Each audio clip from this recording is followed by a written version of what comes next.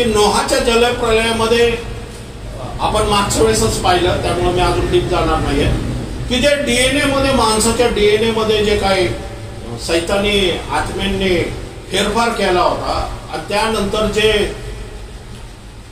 महाकाय असे डोकं निर्माण झाली आणि मग त्यांच्या मनात येणारी विचार कल्पना एकसारखी कशी होती, दुष्ट होती, वाईट होती, बरोबर. आणि मग ते परमेश्वरात जे काही काम करायचे ते परमेश्वराच्या विरुद्धच करायचे. या परमेश्वर चिडल असेच करायचे, या परमेश्वराच्या इच्छे योजनेविरुद्धच करायचे. का? कारण सैताना त्यांच्या शरीरामध्ये डीएनए द्वारे काम करत होतं. कळते तुम्हाला? शेवटच्या काळी जे 66 नंबरचं ते उदाहरण आहे. म्हणून येशू ख्रिस्त तेच सांगतोय इथं. तो 2 प्रकारचे गट सांगतोय, की एक तारवात जाणारा आणि एक तारवाच्या बाहेर असलेला, बरोबर. तारवात जाण्याच्या आधी पूर्वी ते लग्न करून घेत होते, लग्न करून देत होते, खात पित होते. लग्न करून घेणं, लग्न करून देणं, खाणं पिणं हे काय वाईट नाहीये, त्याच्याबद्दल येशू म्हणत नाहीये, बरोबर. कारण नोहाचा पहिला पुत्र नोहाला कधी झाला माहितीये? 502 साली, माहितीये तुम्हाला? कारण जलप्रलयानंतर शेमचं पुढच्या अध्यायामध्ये शेमचं वय 98 लिहिलेलं आहे बघा. जलप्रलय नोहाच्या केव्हा आला? 600 वर्षाचा असताना, बरोबर आहे ना? 1 वर्ष, 601 पर्यंत जलप्रलय होता. 600 वर्षाचा असताना जलप्रलय आला, दुसऱ्या महिन्याच्या 17व्या दिवशी. आणि पुढे सांगते की शेम जो मोठा मुलगा होता त्याचं वय होतं 98. म्हणजे जर नोहा काय म्हणतात 502 वर्षाचा असेल तर 600 वर्षाला 98 होतं. कळतंय तुम्हाला? म्हणजे 3 मुलं त्याला त्या 500 वर्षानंतरच झालेली आणि मग त्यांची लग्न झालेली. म्हणजे नोहाच्या मुलांची सुद्धा लग्न झालेली आहेत आणि नोहा सुद्धा खात पित होता, बरोबर आहे. म्हणजे त्याच्याबद्दल परमेश्वर म्हणत नाहीये.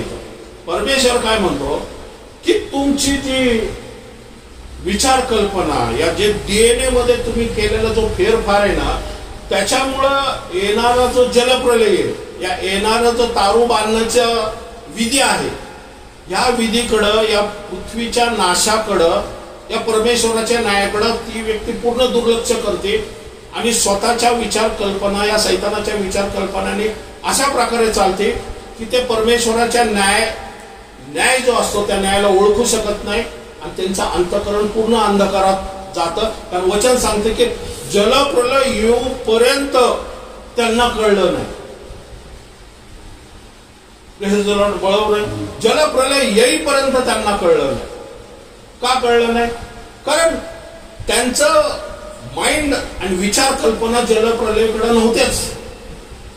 तर त्यांच्या विचार कल्पना कुठं होत्या? संपूर्ण जगिक होत्या. पण नोहाची विचार कल्पना कुठं होती? तारू बांधण्याकडं. Praise the Lord.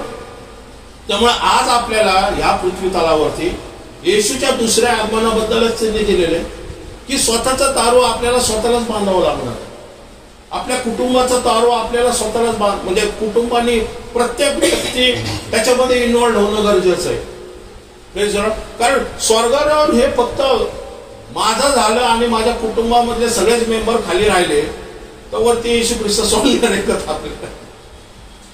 म्हणजे सांगतोय असं, पण सांगायचा उद्देश की आपल्या कुटुंबामधल्या प्रत्येक व्यक्तीचं स्वर्गारोहण होण्याची जागृती त्या कुटुंबामध्ये असणं गरजेचं आहे, त्या मंडळीमध्ये असणं गरजेचं आहे, त्या चर्चमध्ये असणं गरजेचं आहे, त्या ख्रिश्चन प्रत्येक विश्वासणाऱ्यांमध्ये असणं गरजेचं आहे की हा काळ काहीतरी वेगळाच दिसतोय.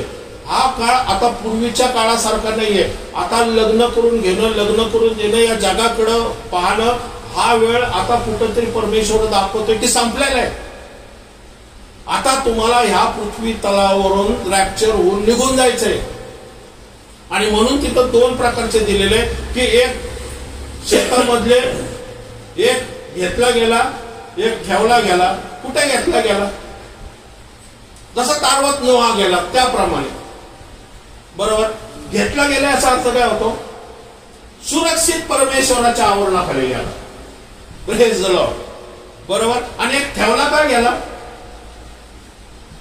कारण तो लग्न करून घेत होता आणि लग्न करून देत होता, म्हणून तो ठेवला गेला. कशाला ठेवला गेला तो? की महासंकटाच्या काळासाठी. पण ते काम करत कुठं होते? शेतातच होते ना. बरोबर आहे. जात्यावरची एक दळत कोण होत्या? किती दळत होत्या? एक घेतली गेली, एक ठेवली गेली. म्हणजे पर्सेंटेज किती इथं? 50%. बरोबर. म्हणून आपल्याला हे कळणं गरजेचं आहे की ह्या शेवटच्या काळामध्ये आमच्या विचार कल्पना कशा असणं गरजेचं आहे. म्हणून काय करा? जागरूक राहा, कारण कोणत्या दिवशी तुमचा प्रभू येईल हे तुम्हाला ठाऊक नाही. मग तिथं कंडिशन काय आहे? घेतला जो गेला तो जागरूक होता. नोहा तारवत का गेला? तर वचन सांगते की नोहा नीतिमान होता, म्हणून परमेश्वराने जलप्रलय येण्याच्या आधी त्याला पुढची भविष्यवाणी सांगितली. आज देवाचे सेवक या देवाचे संदेश या जगामध्ये 90% संदेश हे रॅप्चर बद्दल या महासंकटाच्या काळाबद्दल का सांगत आहे? कारण त्याचं येणं जवळ आहे. म्हणून तुताऱ्या सगळीकडे वाजत आहे, पण मी तुतारी ऐकतच नाही. याचा देवाचा फळ थोडी आहे. बरोबर आहे. म्हणून तिथं म्हटलंय जागरूक राहा. आता जागरूकचा अर्थ काय होतो? Be alert. कुठल्या गोष्टीसाठी जागरूक राहायचं? बरोबर आहे ना. कुठे दिलेलं आहे ते पहा. तिने इथं हे नाही दिलेलं आहे. संपूर्ण 24व्या अध्यायामध्ये तिने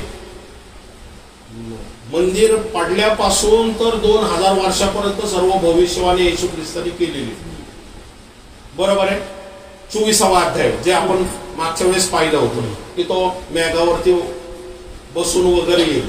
पण तो मेघावरती बसून येण्याच्या आधी हे येशू ख्रिस्त बोलतोय. हे कुठला परमेश्वराचा सेवक बोलत नाही. हे स्वतः येशू ख्रिस्त जो येणार आहे तो बोलतोय. बरोबर.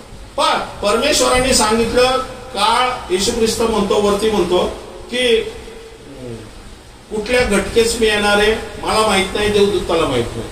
पण एक गोष्टीमध्ये तो सांगतो की ज्यावेळेस अंजिराचं झाड तुम्ही उगवलेलं पाहताल त्यावेळेस ही समजा की ही युगाची समाप्ती आहे.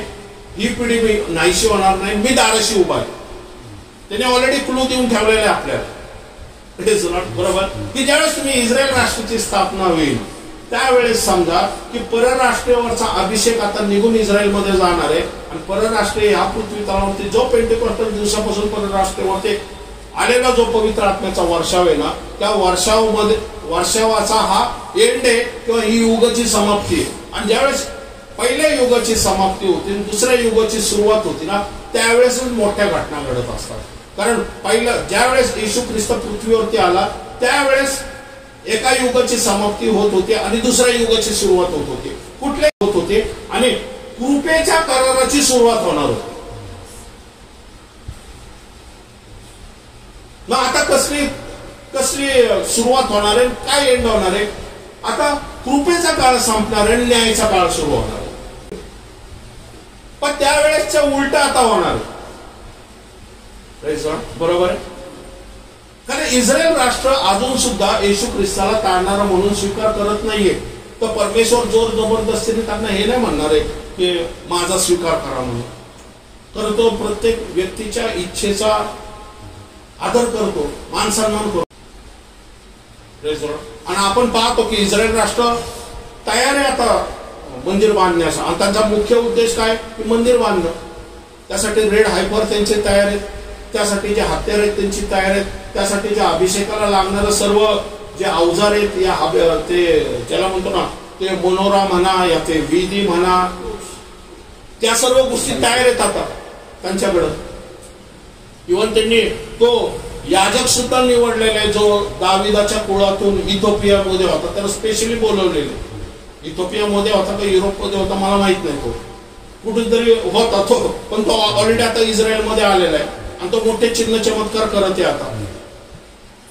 आणि तो असा वचनाचा उलगडा करतोय, मोशेच्या वचनाचा असा उलगडा करतोय का की संपूर्ण ज्यूज लोक असे टक लावून ऐकतात ते त्याच्याकडे. हे शेवटच्या काळाचं चिन्ह आहे. तुम्हाला मला दिसायला पाहिजे की जे इस्रायल राष्ट्र आज भरभराट आहे, त्यांच्याकडं सत्ता सामर्थ्य आणि सर्व वेपनाइज ते, बरोबर. आणि म्हणून आपण पाहतो की जगामध्ये सर्वात श्रीमंत असलेला जो अमेरिका देश आहे, ज्याचा राष्ट्रपतीच निवडायचं काम यहुदी लोक करतात, तो अमेरिका उगाच इस्रायलला मदत नाही करत. त्यांच्यावरती प्रेशर आहे ज्यूज लोकांचं, कारण त्यांच्याकडून जो अमेरिकेचा प्रेसिडेंटला जो फायनान्स पुरवला जातो सगळं ज्यूज लोक पुरवतात, म्हणून ते इस्रायलला सपोर्ट करत आहे. म्हणजे आपण काळाच्या आता टप्प्यावरती येऊन ठेपलेलो आहे. म्हणून म्हणतो तो जागरूक राहा. जागरूक का राहा? जागरूक कोण व्यक्ती राहू शकतो? जो या घडामोडी पाहतो आणि त्या घडामोडीचा अर्थ देवाच्या वचनाद्वारे इंटरप्रिट करतो.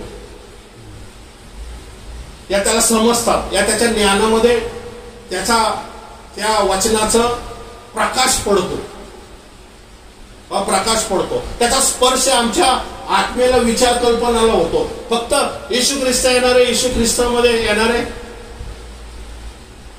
ह्याला जागृती म्हणत नाही. जागृती कशाला म्हणतात? इथं काय म्हणतात? जागरूक राहा. जागरूक राहा म्हणजे नोहा हा जागरूक होता म्हणून तो स्वतःचा तारू स्वतः बांधत होता. त्याला दिसत होता फ्लड येत होता, दिसत होतं का? त्यांनी पाहिला फ्लड येतोय. 120 वर्ष तो कुठं होतं? काळे ढग नव्हते, काहीच नव्हतं ना.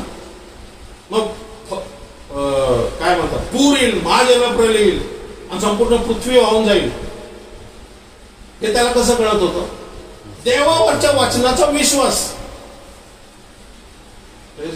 कारण देवाने त्याला सांगितलं. आणि तो जे अनिती बघत होता, जे दुष्कर्म बघत होता जगामध्ये, त्यावेळेस त्याला कळलं की आता परमेश्वर नाही करणार आहे या जगाचा. आणि परमेश्वर स्पष्टपणे, परमेश्वराने त्याला पूर्ण रंगरूप दाखवलं त्याला की कशा प्रकारचं तारू बांधायचं. कारण तारूची निर्मिती नोहा करू शकत नव्हता. नोहाला देवाच्या आत्म्याने मदत केली की कशा प्रकारचं तारू बांधायचं. कारण नोहा हा शेतकरी होता, तो काय तारू बांधणारा नव्हता. एवढं जगामध्ये मोठं तारू, 3 मजली तारू यापूर्वी कधी कोणी बघितलं नव्हतं, या कोणी बांधलं नव्हतं. अशी अद्भुत गोष्ट लोक पाहत होती. पण लोक लग्न करून घेत होते, लग्न करून देत होते, त्यांचं लक्ष नव्हतं तिथं. पण नोहा देवाच्या वचनावरती विश्वास ठेवून चालत होता. त्याला म्हणतात जागृती. दररोज ते तारू पूर्ण करण्यासाठी पूर्ण फॅमिलीने हातभार लावणं आणि देवाची इच्छा योजना ह्या पृथ्वीवरती पूर्ण करणं. कळतंय तुम्हाला? परमेश्वराची इच्छा योजना त्या तारूनी पूर्ण करणं हेच आमच्याकडे काम आहे. आणि देवाच्या वचनावरती विश्वास ठेवणं. परमेश्वरा तू कसा येशील? आमची देह कशी रूपांतरित होतील? पण इथं तर 8 मजली, आम्ही तर पहिल्या मजल्यावर आहे आणि 8 मजली इमारत आहे. त्याची काळजी देव करू नको. स्पिरिच्युअली गोष्टी देव करत. तुझं फिजिकल काय करायचंय? तुला देवाची इच्छा योजना जोपर्यंत तो येत नाही ती पूर्ण करत राहायची आणि स्वर्गारोहणामध्ये देवाच्या वचनावरती विश्वास ठेवायचा. कारण त्याला म्हणतात जागृती. बरोबर. पुढं कुठल्या प्रहरी चोर येईल हे कोणाला कळले असते तर? घर धान्याला कळले असते तर. हा, परत जागृत शब्द आलेला आहे. बरोबर. म्हणजे एखादा चोर येईल, तो चोर येण्याच्या वेळेस आपल्याला त्या घरधान्याने काय करायला पाहिजे?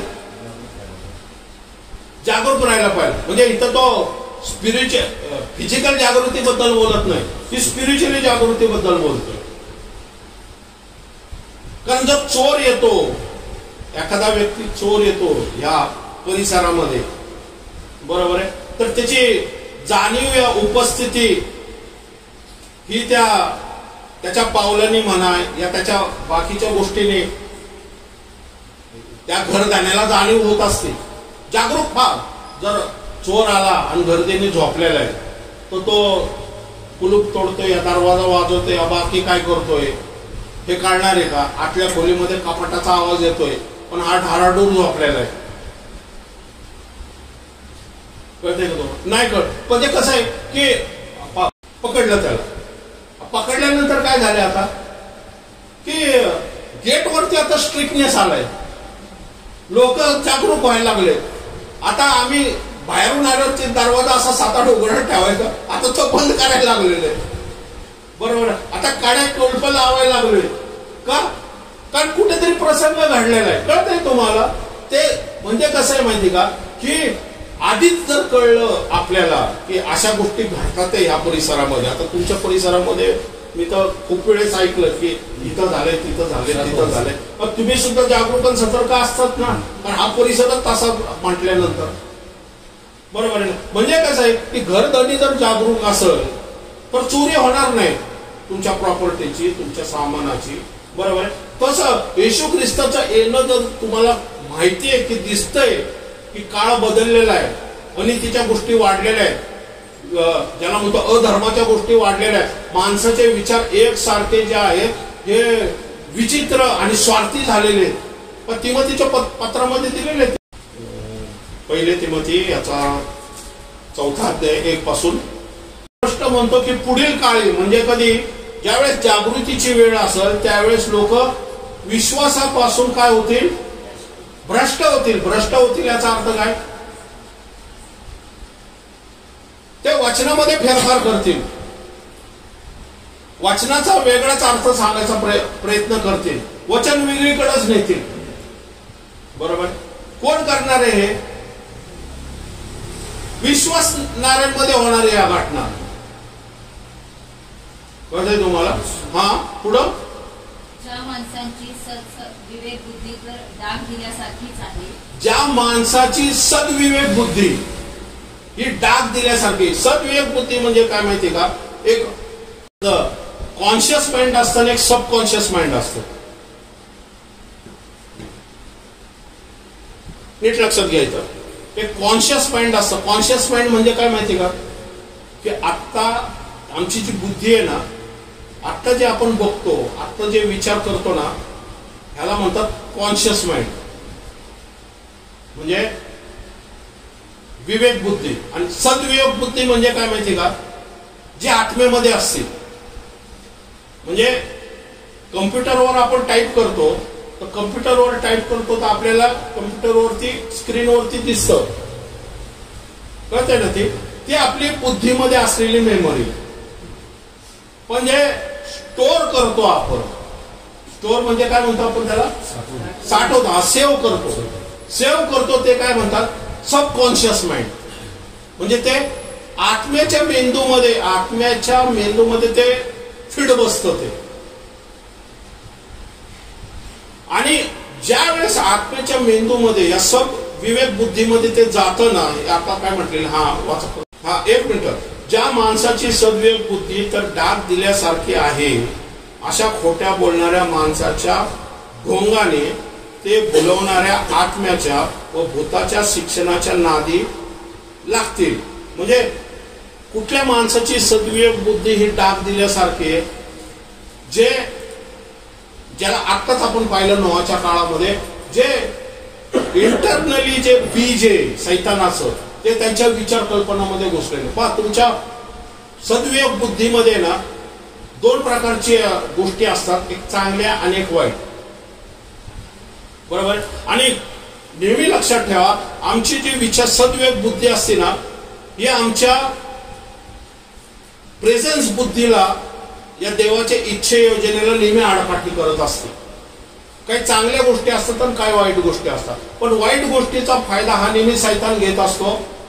या एखादा व्यक्ती हा तुमच्या विचार कल्पनाचा फायदा घेत असतो.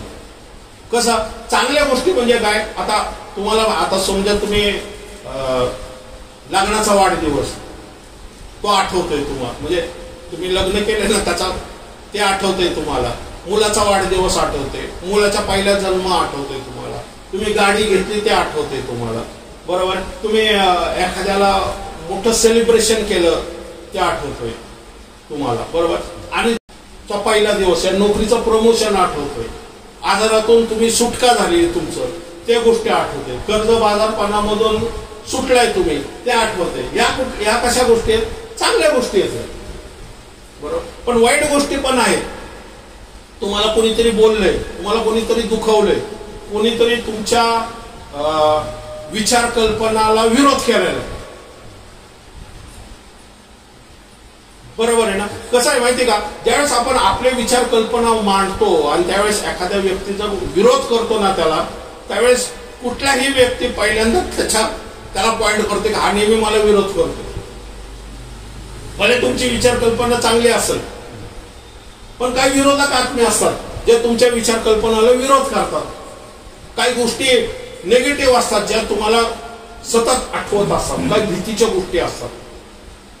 या आई वडिलांबद्दल कसं आहे की आई वडिलांबद्दल पण काही गोष्टी असतात. आता वडील खूप रागीट आहे, या वडील समजा व्यसनी आहे म्हणा, या वडील समजा तुमच्याकडे दुर्लक्ष करतात.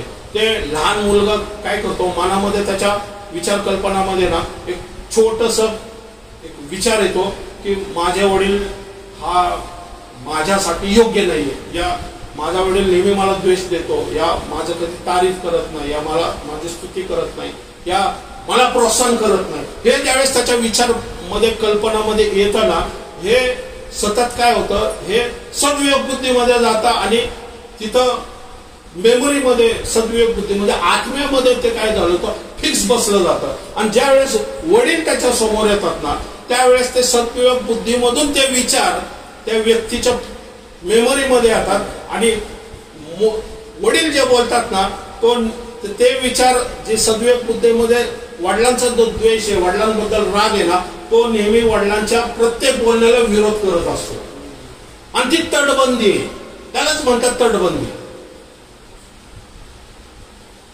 कळतंय तुम्हाला? हे जे सैतान काय करतो, हे जुने विचार कल्पना म्हणा, या देवाविरुद्ध विचार कल्पना म्हणा, या तुमच्या स्वभावातून असलेले जे विचार कल्पना आहे ना, हे नेहमी तुमच्या पुढे आणतो आणि तुमच्या प्रेझेंट जे आहे ना, प्रेझेंट जीवन आहे ना, ते तो डिस्टर्ब करतो, पण तुमचं फ्युचरही डिस्टर्ब करतो.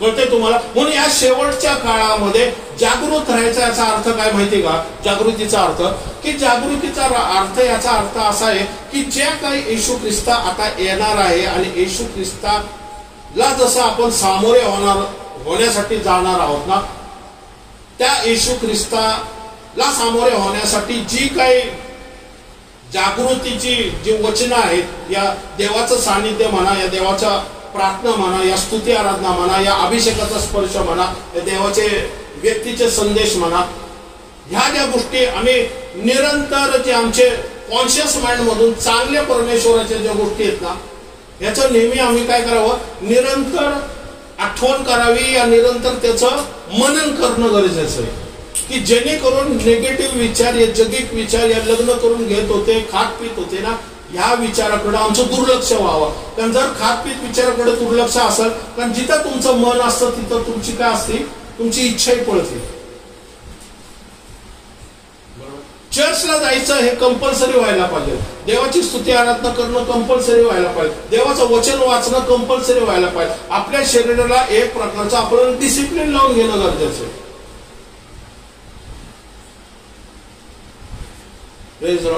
कळतंय तुम्हाला? पण कसं असतं की ज्यावेळेस आम्ही गेलो आणि आर्मीमध्ये सिव्हिलमध्ये तर नो डिसिप्लिन, उठलं तर उठलं, गेलो कॉलेजला तर गेलो, नाही तर बसलो. आपलं डिसिप्लिन नव्हतं, अटकाव नव्हता, काय मन का राजा नाही का. गेलो, अपोलोचा मॅटिनी बघितला, आलं करला गेलो, कुठेतरी क्रिकेटच खेळायला गेलो, काय मन का राजा. काही जगाबद्दल नाही, स्पिरिच्युअल गोष्टीच्या ऍक्टिव्हिटीमध्ये काही इंटरेस्ट नाही, बरोबर. मग काय होतं माहिती का, ज्यावेळेस आम्ही आर्मीमध्ये गेलो, मग सगळं ऑर्डरच्या तालावरती निघायला लागलं. मग किती वाजता उठायचं, किती वाजता बसायचं, किती वाजता जेवायचं, काय करायचं, काय खायचं, कशी ड्रिल करायची, का पूर्ण डिसिप्लिन लाईफ तुमचं एकदम सिव्हिल मधून डिसिप्लिन करून चेंज केलं जातं आणि तुम्हाला 9 महिन्यानंतर सोल्जर म्हणून इंडियन आर्मीचं सोल्जर म्हणून उभं केलं जातं.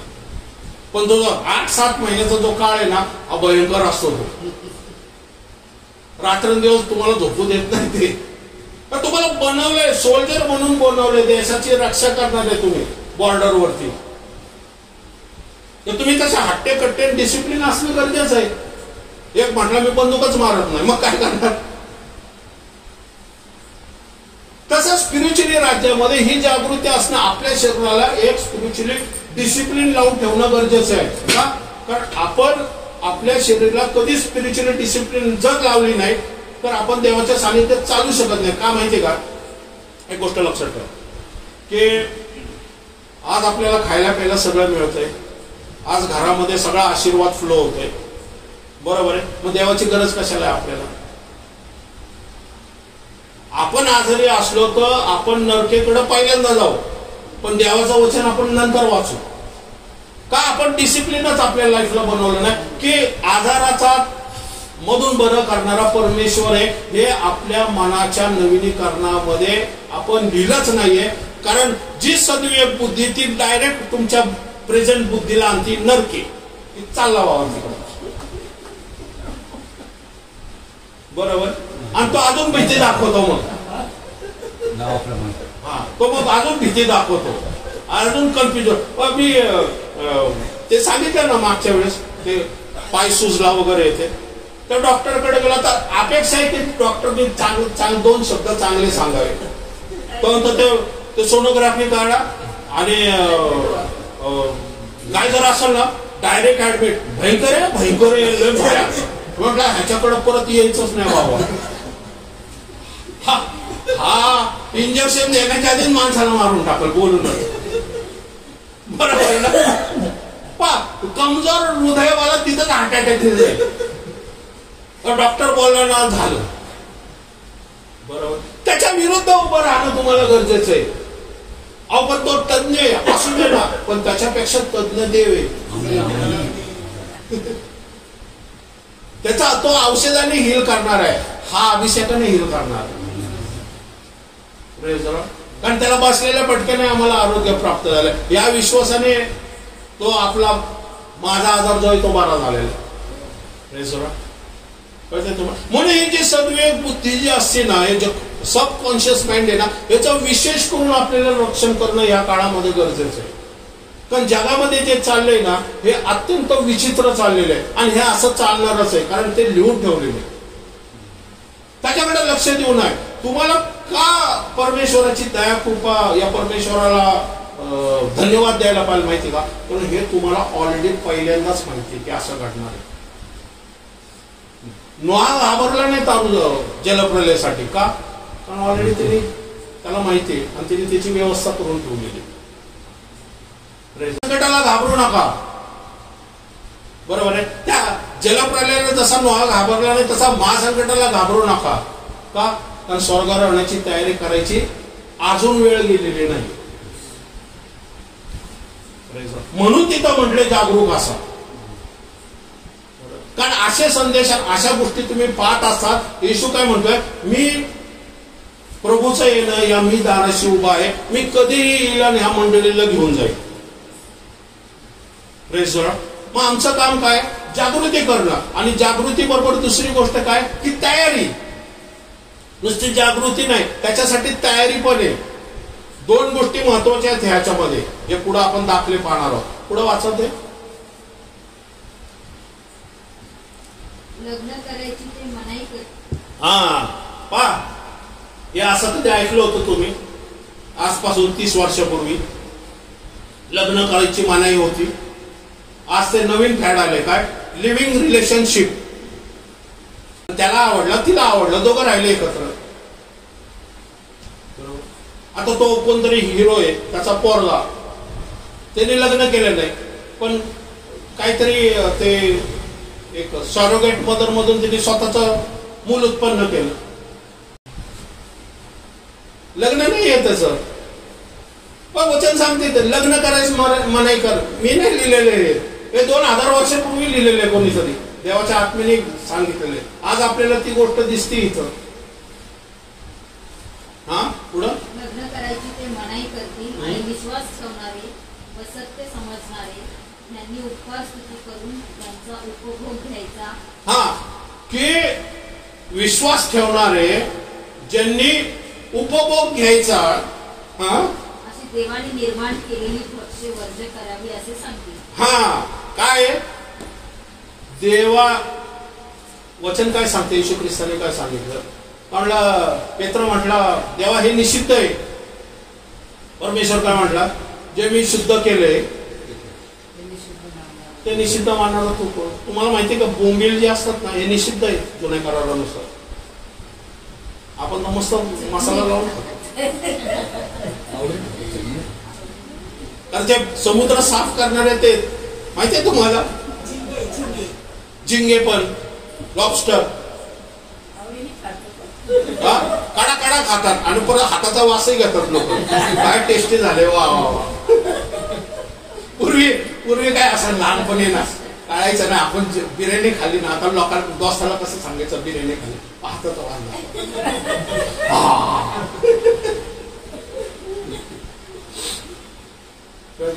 मग काय आता काय आलेले नवीन फॅड, वेगन फूड काहीतरी, काय माहिती काय ते, मला पण माहित नाही ते. व्हेजिटेरियन आहे. हा हे सगळे जे मोठे मोठे स्टार लोक आहेत ना, ते अक्षय कुमार वगैरे हे ते फॅड वेगन फूड किंवा हर्बल लाईफ म्हणा, या व्हेजिटेरियन लाईफ, या बॉइल फूड, फ्रायर विदाउट तेल, हे ऐकलं होतं कधी? पण हे आता चालू आहे. पहा ते दाखवतात ना पिक्चर, त्याच्यामध्ये नुसतं सगळ्या कापलेल्या काकड्या पिकड्या सगळं असं मसाला करतात, ते काळे मिरे टाकतात, खातात. मग कोणतरी म्हणतो शेर कभी घासपूस नाही खाता. ते हेल्थी तर आहेच आहे, पण परमेश्वराने ज्या पृथ्वीवरच्या काही गोष्टी बनवलेल्या त्या सुद्धा हेल्थी आहेत ना. आयर्न म्हणा, प्रोटीन म्हणा, या ज्याला म्हणतो ना ब्लडचं वाढणं म्हणा. आता हिमोग्लोबिन कमी डॉक्टर म्हणतो कलिजे खावा, सूप खावा, मटण खावा, का की हिमोग्लोबिन वाढतं त्याने. पण आपण म्हटलं की नाहीच आम्ही वेगन खाणार, मग कसं काय, मग वेगन होशील ना बाबा. कळतंय हे वचन सांगते की हे शेवटच्या काळाची चिन्ह असणार आहे त्या गोष्टी, पण त्याच्या विरुद्ध जंक फूड आहे. जंक फूड आहे ते, जंक फूड तर अजून भयानक. ते बर्गर, पॅटीस, पिझ्झा, मोमोस काय कळतंय तुम्हाला कुठं चाललंय जग? का? कारण ज्या वेळेस आपण झोपतो त्यावेळेस मुलं कामाला जातात आणि ज्यावेळेस उठतो तेव्हा ते येऊन झोपतात. एकमेकाचा पत्ता नाही. बरं शनिवारी तो ते पोरगा आपल्या हातात पडा असा विचार करतो तर कुठेतरी ट्रेकिंगला जातो, निघून गेला आपल्या हातातून नाही गेला तो, मग भेट कधी होणार? बरोबर आहे, संवादच संपलेला आहे. बरोबर आहे का? घरात प्रत्येक घरात गेलो ना, एका घरात मध्ये गेलो मी, तिथं तिघ जण बसलेले, तिघ जण मोबाईल वरती आणि टीव्ही चालू. बरोबर, मोबाईल संपला तर टीव्ही पण बघायचा, मग मोबाईल पण बघायचा. आणि समोर पाहुणे येऊन बसलाय, त्याला कोणी विचारायला तयार नाही, चहा नाही, पाणी नाही, काय नाही. नंतर थोड्या वेळाने म्हटलं ब्रदर येतो बरं का मी नंतर. अहो चहा घेता का तुम्ही? म्हटलं तुमच्या घरामध्ये काय पाहुणच चहा बनवतो का? मी जातो बाबा, बिझी झालेले. पूर्वी कसं असायचं, कोणी बाहेरून आलं की पहिल्यांदा टीव्ही बंद करायचं की वार्तालाप व्हायला पाहिजे. तो बाबा एवढ्या लांबून आलेला व्यक्ती काहीतरी पर्पज काय कारण, रिलेशनशिप बिल्ड होत नाही आजकाल ना मुलांमध्ये, पती पत्नीमध्ये, या फॅमिलीमध्ये अजिबात रिलेशनशिप बिल्ड होत नाही. का? कारण मोबाईल हा सबकॉन्शियस माइंड म्हणून मध्ये आलेला आहे. हॉस्पिटलमध्ये जावा, कुठेही जावा, बाहेर बसमध्ये बसा, शेजारचा कोण बसलाय तुम्हाला कळत सुद्धा नाही, व्यक्ती चौकशी करत नाही. शेजारच्या घरामध्ये तुम्हाला कळत नाही की कोण आलेलं आहे भाडे करू सुद्धा, कधी आले आणि कधी गेला माहित नाही. बरोबर. तसं त्या म्हटले ते आपण एका फ्युनरलला गेलो होतो आणि मग त्या सोसायटीमध्ये गेलो आणि ते आम्ही पेटी घेऊन गेलो तिथं आणि पेटी घेऊन गेल्यानंतर ते लोक म्हटले हे कशाला आणलं. म्हटलं अहो ते ख्रिश्चन आहे. पण हा ख्रिश्चन आहे. 30 वर्ष आम्हाला माहितच नव्हतं ख्रिश्चन आहे तो. अशी परिस्थिती झालेली आहे बरोबर. लोकांच्या काळाचे दिवस झालेले आहे तिथं. हा पुढं म्हणजे देवाने जे आशीर्वादित केले खाण्यासाठी लोक त्याला नाकारतील बरोबर. हा देवाने निर्माण केलेली प्रत्येक वस्तू चांगली आहे आणि उपवासस्तुती करून घेतलेले काही वर्ज्य नाही, कारण देवाचे वचन व प्रार्थना यांनी ते शुद्ध होते. Praise the Lord. कळतंय तुम्हाला. म्हणजे सांगायचा उद्देश की ही शेवटच्या काळामध्ये असलेली चिन्ह आहेत जी आपल्याला दिसतात ते आता. Praise the Lord. बरोबर. आणि म्हणून म्हटले तिथं की जागरूक राहा, कारण येशू ख्रिस्ताचं दुसरं आगमन लवकरच होणार आहे. म्हणून जागरूक राहायचं म्हणजे काय करायचं, आमच्या सबकॉन्शियस माइंडला आम्ही ट्रेन करायचं, शिकवायचं की येशू ख्रिस्ताचं दुसरं आगमन होणार. मी तर म्हणतो घरामध्ये असे पाटी लावा आणि स्वर्गारोहणाचं चित्र लावा आणि रॅप्चर घेऊन चित्र ठेवा. तो कधी येईल आपल्याला माहित नाही, पण आमच्या विचार कल्पना या स्वर्गीय विचार कल्पना असणं गरजेचं. काय माहिती का की एक गोष्ट लक्षात ठेवा की तुमचं ज्यावेळेस फ्युचर ज्यावेळेस सेफ असतं ना, सिक्युअर असतं ना, त्यावेळेस तुम्ही काहीही करायला ना तयार होत असता. कळते तुम्हाला. तुमची जी आशा आहे, जी होप असते ना, ज्या वेळेस सिक्युअर होती ना. पहा आता जसं कसं माहितीये का, एखादा व्यक्ती एक शिक्षिका आता शिक्षिका आहे बरोबर आहे. या सेंट्रल गव्हर्नमेंटमध्ये एखादा व्यक्ती आहे, त्याला किती जरी काम केलं तो कसा आजारी असो बसो तो नोकरी का पूर्ण करतो. आणि त्याला आशा काय असते भविष्यात, पेन्शन आणि सुरक्षता बरोबर आहे. नॅचरली येते. जे आपण म्हणतो ना हे आयटी वाल्यांना नसतं. मग आयटी वाले काय करतात, सेव्हिंग करून आत्ताच ठेवतात. आत्ताच वेळ आहे की सेव्हिंग करायचं. 30 वर्ष 35 वर्षापर्यंत आपल्याला सेव्हिंग करायचं का, तर पुढचं फ्युचर आपल्या शरीर आपल्याला साथ देणार नाही तसं बरोबर. तसंच आहे की आपलं फ्युचर काय आहे की स्वर्गारोहण आहे. आता जे काही जगामध्ये चालले ह्या तुमच्या माझ्यासाठी नाही, कारण हे होत राहणार, हे बायबलमध्ये दिलेले. मग त्याच्याकडे लक्ष देण्यापेक्षा जी मोठी आशा आहे तुम्हाला, महाआशा या महादाया स्वर्गारोहणाची ना, त्याच्याकडे लक्ष द्या. म्हणजे तुमचं तारू आणि तुमच्या फॅमिलीचं तारू तुम्ही स्वतः मारू शकता. Praise Lord. आणि मग नोहाच्या काळातला परिस्थिती किती जरी विचित्र होती ना, तर त्याचं लक्ष जगाकडे नव्हतं, त्याचं लक्ष तारू बांधण्याकडे. आणि म्हणून परमेश्वर त्याला आशीर्वादित करत होता, त्या वातावरणामधून प्रोटेक्ट करत होता आणि पवित्र आत्मा त्याला तारू बांधण्यासाठी पूर्ण शक्ती सामर्थ्याने त्याच्या पाठीमागे होता. Praise Lord. ज्यावेळेस देवाची इच्छा तुम्ही ओळखली की तो येणार आहे आणि देवाच्या इच्छेनुसार जर वागायला लागला तर तुमचं तारण निश्चित. Praise Lord. जास्त करायची गरज नाही का, की अनेक लोक म्हणतात की यांचं ख्रिश्चन लोकांचं असं तसं. सहज सोपा मार्ग आहे. देवाची इच्छा काय की तुम्हाला स्वर्गारोहण करायचंय. देवाची इच्छा काय की जलप्रलय येणार आहे, पण वाचवणार कोणाला मी, नोहाला. तर नोहाचं काम काय, तारू बांधायचं. तर तुम्हाला कळलं येशू ख्रिस्त येणार आहे. तुमचं काम काय, जागरूक करायचं आणि शहाण्या कुमारिकेसारखी तयारी करायची. बस ते तुमचं काम, बाकी देव करत. Praise the Lord. मी आणि माझे कुटुंब परमेश्वराची सेवा. आपल्या कुटुंबापासून सुरू करा, मग मंडळीमध्ये सुरू करा, चर्चेसमध्ये सुरू करा आणि मग अनेक लोकांपर्यंत पोहोचा. पण सुरुवात आपल्यापासून करा.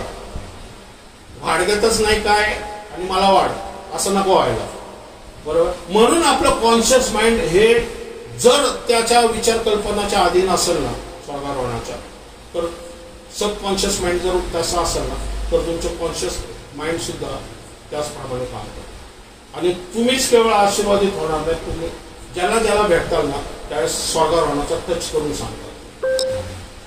थँक्यू.